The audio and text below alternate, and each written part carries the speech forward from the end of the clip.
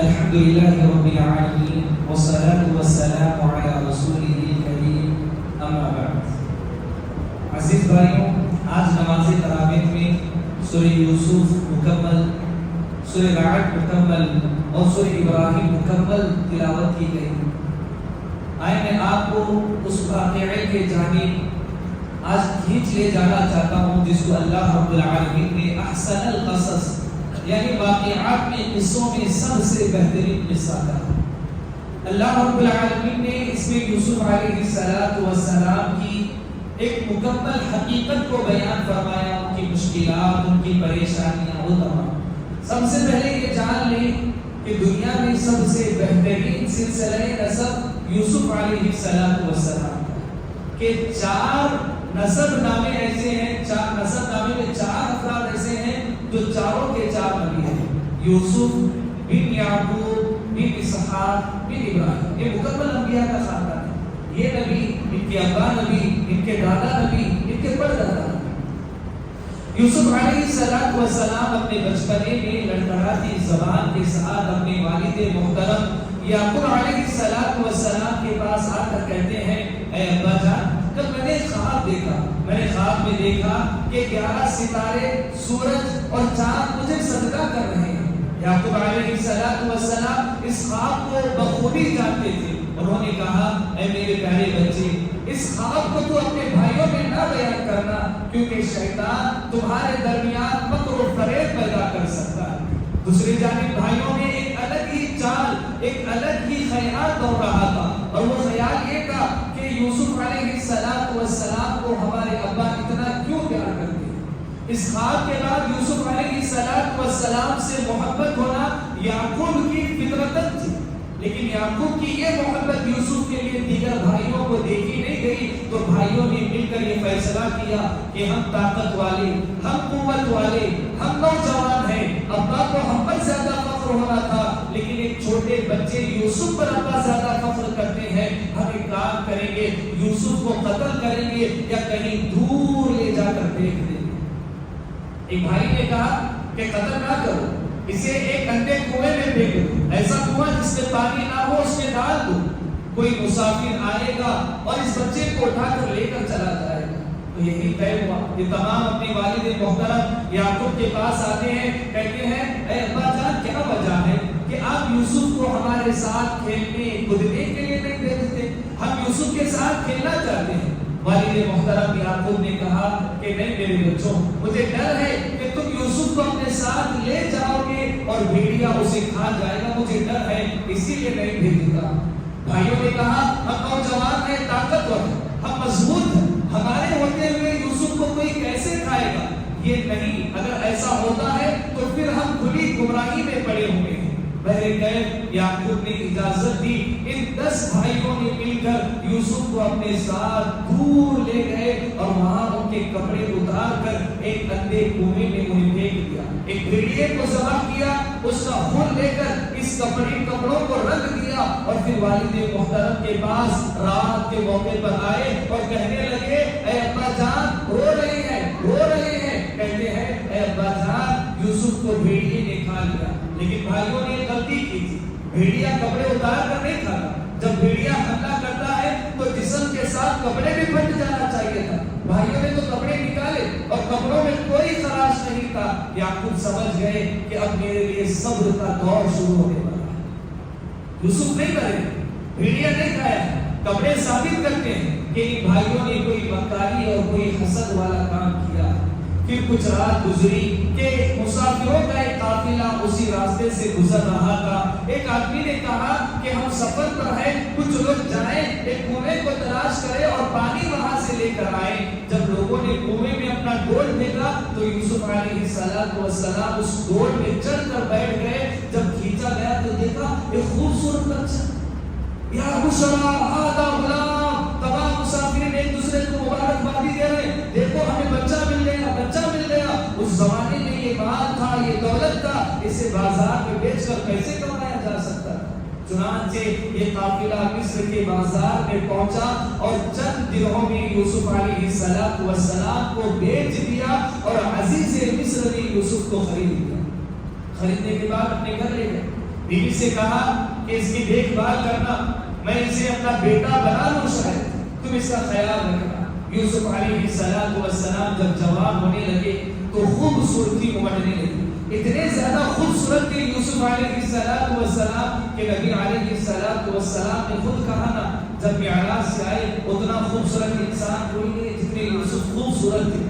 اس خوبصورت انسان کو دیکھ کر بادشاہ کی بیوی کا دل للچایا اور اس نے یوسف کو بدکاری کی دعوت دی۔ یوسف علیہ السلام نے کہا کہ اللہ نے مجھے ایک بہترین ٹھکانہ عطا فرمایا ہے، میں اس بہترین ٹھکانے میں اللہ رب العالمین کی نافرمانی، گناہ، زنا کا ارتکاب کروں، اللہ کی پناہ میں کبھی ایسا نہیں کرنے والا۔ اور یہ کہہ کر اپنی مالکین کے پاس سے جب واپس ہونے لگے تو ان کی مالکین نے پیچھے سے پکڑ کر گھسیٹ دیا اور دروازہ اتنے میں بادشاہ نے کھول دیا۔ بادشاہ کیا کہتا ہے کہ اس کی بیوی یوسف علیہ السلام کو پکڑ کر گھسیٹ دی، معاملہ کچھ سمجھ نہیں آیا۔ بیوی نے فوراً اپنا رخ بدل لیا، کہا کہ یوسف میرے ساتھ زنا کا ارتکاب رکھتے ہیں، میں اپنے آپ کو بچانے کی کوشش کر رہی ہوں۔ بادشاہ نے فیصلہ عزرا کے ہاتھ میں دیا تو عزرا نے کہا کہ دیکھو اگر کپڑے پیچھے سے پھٹے ہیں تو عورت جھوٹی ہے، آدمی سچا ہے، اور اگر کپڑے سامنے سے پھٹے ہیں آدمی جھوٹا ہے، عورت سچی ہے۔ اور جب دیکھا گیا تو کپڑے پیچھے کی جانب سے پھٹے ہوئے تھے تو تمام عزرا نے کہہ دیا کہ یوسف علیہ السلام سچے ہیں اور یہ عورت جھوٹی ہے، یہ مکر و فریب کر رہی ہے، یوسف علیہ السلام کو اپنے جال میں پھنسانے کی کوشش کر رہی ہے۔ اب یوسف علیہ السلام کا یہ معاملہ، یہ واقعہ لوگوں کے درمیان پھیلتا گیا۔ وقت کے نبی کے لیے یہ بہت بڑی بات تھی، یہ عام آدمی کے لیے بھی بہت بڑی بات ہے، اور نبی اس غلط ارادوں کے ساتھ یہ ایسا ہو ہی نہیں سکتا، اس داغ دھبے کے ساتھ یہ نہیں ہو سکتا۔ بادشاہ نے تو یہ فیصلہ سنا دیا کہ یوسف کو جیل ہو جائے تاکہ میرے گھر کی عزت و آبرو بچ جائے اور لوگ یہ سمجھے کہ یوسف غلط تھے اور بادشاہ کی بیوی پاک دامن تھی۔ اب لوگ عورتیں باتیں کرنے لگی کہ بادشاہ کی بیوی نے ایسا کیا، بادشاہ کی بیوی نے ایسا کیا، تو اس نے تمام عورتوں کو دعوت دی اور سب کے ہاتھ میں چھری اور کاٹنے والا کوئی چیز تھی، اور اس کے بعد تمام خواتین سے کہا کہ میں یوسف کو سامنے سے گزرنے کا کہتی ہوں، جب وہ گزر جائے تو تم اپنی چھریوں سے جو کاٹنا ہے وہ کاٹ لینا۔ جب یوسف گزر گئے وہاں سے، ان عورتوں نے یوسف کو دیکھ کر کاٹ لیا، لیکن بے ساختہ طور پر انہوں نے اپنی انگلیاں ہی کاٹ لی تھی۔ یوسف اتنے خوبصورت تھے کہ انہیں دیکھ کر یہ اپنے آپ پر قابو نہ پا سکی اور چاقو اور چھری کو اپنے ہاتھ میں دبا کر اپنی ہی انگلیاں کو انہوں نے کاٹ لیا اور کہا تھا قُلْ حَاشَ لِلَّهِ مَا هَذَا بَشَرًا، ہائے اللہ یہ کتنا اچھا انسان ہے، یہ تو کوئی آدمی ہے ہی نہیں، یہ تو ایک فرشتہ ہے، اتنا خوبصورت انسان۔ یوسف علیہ السلام کو جیل بھیج دیا۔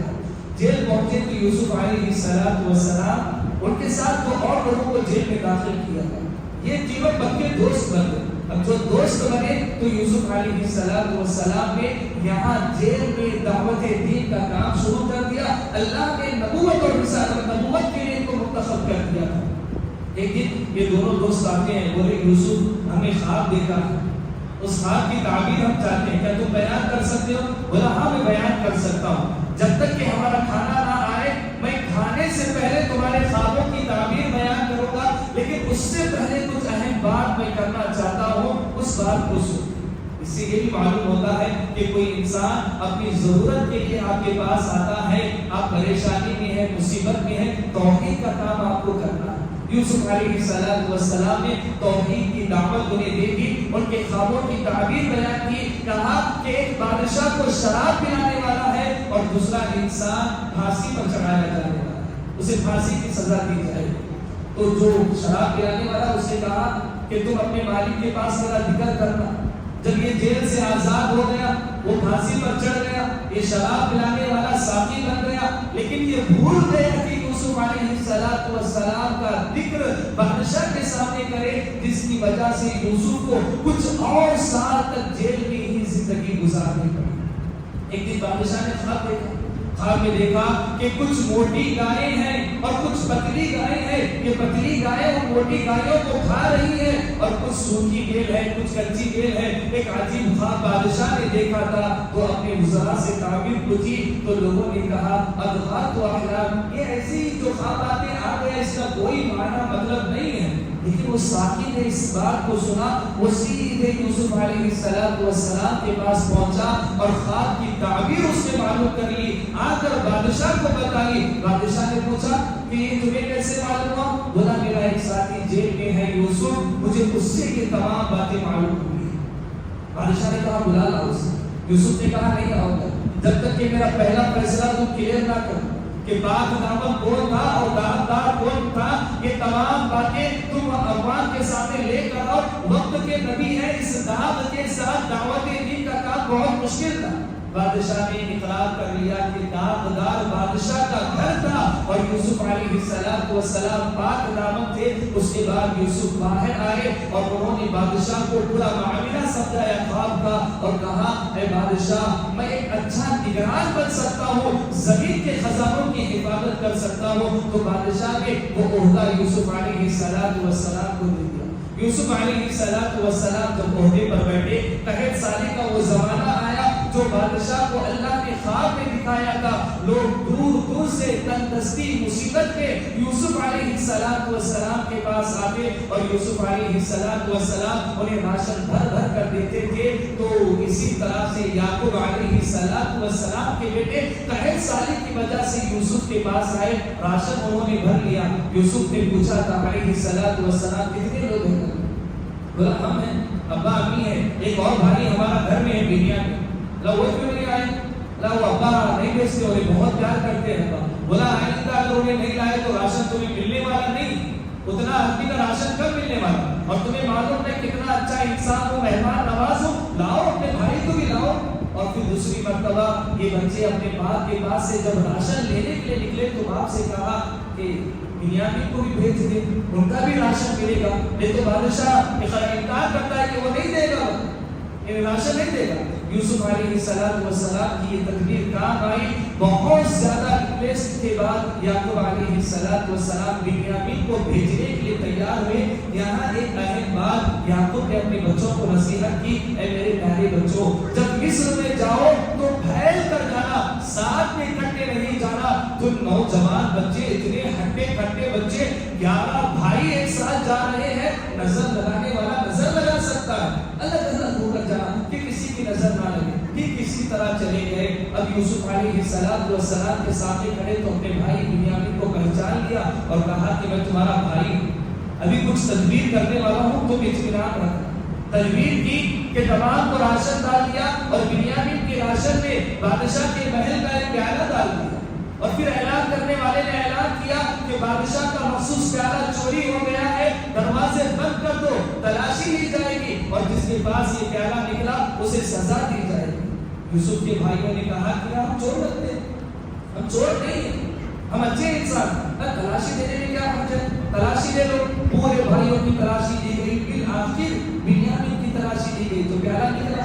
اب یوسف علیہ السلام نے کہا کہ نہیں، اب بنیامین کو ہم اپنے پاس ہی رکھیں گے، آپ کے ساتھ نہیں بھیج سکتے۔ بھائیوں میں سے بڑے بھائی نے کہا اے بادشاہ، اے یوسف علیہ السلام، اے شیخ، ہمارے ابا بہت بوڑھے ہیں، بہت بزرگ ہیں، اس غم کو وہ برداشت نہیں کر پائیں گے، بنیامین کی جدائی کو برداشت نہیں کر پائیں گے۔ آپ ایک کام کرو، اس کے بدلے مجھے پکڑ لو اور بنیامین کو چھوڑ دے۔ یوسف علیہ السلام کا معاذ اللہ، گنہگار کو چھوڑ دو اور دوسرے انسان کو پکڑ لو، ایسا نہیں ہو سکتا ہے، چلے جاؤ تم۔ اب بڑا تو جانے سے انکار نہیں کیا، بھائیوں کو بھیج دیا۔ بالآخر یہ بھائی پہنچنے کے بعد تمام واقعہ بیان کیا تو یوسف علیہ السلام کا غم یعقوب کے دل میں دوبارہ تازہ ہوا۔ کہنے لگے وَبِيَضَّتْ عَيْنَاهُ مِنَ الْحُزْنِ فَهُوَ كَظِيمٌ، رونے لگے یوسف کو یاد کر رہے ہیں۔ لوگوں نے کہا تَاللَّهِ تَذْكُرُ یوسف، اب یوسف کو یاد کر رہے ہو، حَتَّى تَكُونَ حَرْدًا أَوْ تَكُونَ مِنَ الْهَالِكِينَ، بہت مدت ہو گئی، وہ تو ہلاک بھی ہو گیا ہوگا، ختم ہو گیا ہوگا یوسف، اب یاد کر رہے ہو۔ بولا نہیں، اللہ رب العالمین سے جو علم مجھے ملا ہے وہ باتیں تم نہیں جانتے۔ اپنے بچوں کو بلایا، بولا جاؤ، دوبارہ جاؤ مصر میں، तलाश करो, बिन्यामीन को तलाश करो, यूसुफ को तलाश करो, और अल्लाह रब्बुल आलमीन की रहमत से मायूस ना होना, वो दोबारा तुम्हें मिल जाएंगे। ये भाई राशन लेने के लिए जब दोबारा आए तो तलाशी शुरू कर दी, और बादशाह से कहा, ए बादशाह, बिन्यामीन को छोड़ दो। यूसुफ की तलाशी और बिन्यामीन की रिहाई के लिए कोशिशें करने लगे। ए बादशाह, बिन्यामीन को छोड़ दो, ये चोरी किया, इससे पहले इसका भाई यूसुफ भी चोरी करता था। यूसुफ अलैहिस्सलाम देखो बोले, क्या बुरे लोग हैं, मुझे मारने की कोशिश कर रहे, और आज मेरे सामने खड़े होकर बोल रहे हैं कि इससे पहले इसका भाई यूसुफ चोरी करता था। ये कितनी बुरी बात है। तो बोला, क्या तुम्हें मालूम है तो अपने भाई यूसुफ के साथ क्या किया? तुम्हें यूसुफ के बारे में कैसे पता? तुम ही यूसुफ? बोला, हाँ मैं ही यूसुफ। अल्लाह रब्बुल आलमीन ने मुझे तकवा दिया, सब्र दिया, और अल्लाह ताला मेरे बदले को ज़ाया नहीं किया, और आज इस मकाम पर मैं पहुंचा हुआ हूँ। तमाम भाई कहने लगे, ऐ भाई हमें माफ कर दो, हम दोबारा ऐसी गलती नहीं करेंगे। इतनी मक्कारियों के बाद यूसुफ अलैहिस्सलातु वस्सलाम ने अपने भाइयों से बस इतना कहा, ला तस्रीब अलैकुमुल यौम, आज कोई गिरफ्त नहीं है, जाओ, मैं ही तुम्हारी मग़फ़िरत की दुआएं अल्लाह रब्बुल आलमीन से करता हूँ। ये मेरा कुर्ता है, ये कुर्ता लेकर जाना, और अपने अब्बा याकूब पर डाल देना। रो कर उनकी आंखें चली गई थी, अंधे हो गए थे। जब यूसुफ अलैहिस्सलातु वस्सलाम का कुर्ता लेकर ये काफिला उनके गांव पहुंच रहा था, यहाँ याकूब घर बैठे कह रहे, ये कैसी मोहब्बत है, ऐसी मोहब्बत है। देखो याकूब कहते, मुझे यूसुफ की खुशबू आ रही है। सालों बीत गए, एक ज़माना गुजर गया, कहते मुझे यूसुफ की खुशबू आ रही है, मुझे यूसुफ की खुशबू आ रही है। यहाँ तक कि वो काफिला पहुंचा, याकूब के चेहरे पर यूसुफ अलैहिस्सलातु वस्सलाम का लिबास डाला, तो आंखें वापस आई, खुशखबरी सुनाई गई कि तुम्हारा बच्चा बिन्यामीन और तुम्हारा बेटा यूसुफ अलैहिस्सलातु वस्सलाम वो दोनों मिस्र में है, और तुम्हें दावत देते हैं मिस्र आने की। ये बाप, ये माँ, ये पूरे बच्चे, ये सब के सब मिस्र चले गए। मिस्र में इनका खूब इस्तकबाल किया गया, और यहाँ पर तमाम भाइयों ने, माँ बाप ने मिलकर यूसुफ अलैहिस्सलातु वस्सलाम के लिए सजदा किया, जो अल्लाह के हुक्म से था। यूसुफ अलैहिस्सलातु वस्सलाम ने कहा, हादा तअवीलु रुयाया मिन क़ब्ल, बचपन में जो ख्वाब देखा था, अब जाकर वो ख्वाब सच्चाई की ताबीर को मुंतखब कर चुका है। इस वाक़ये में सीखने के लिए कई बातें हमारे पास मौजूद हैं। सबसे पहली और अहम बात ये है कि आपस का हसद किसी को नुकसान नहीं पहुंचाएगा अगर हम लोग अल्लाह रब्बुल आलमीन से अपना ताल्लुक मजबूत बनाएंगे, जैसे यूसुफ ने मजबूत बनाया था। दूसरी अहम बात ये मालूम होती है, मुसीबत और परेशानी, जैसे आज मुल्क के हालात है, इन हालात से निकलने का वाहिद रास्ता ये है कि तौहीद की दावत दो।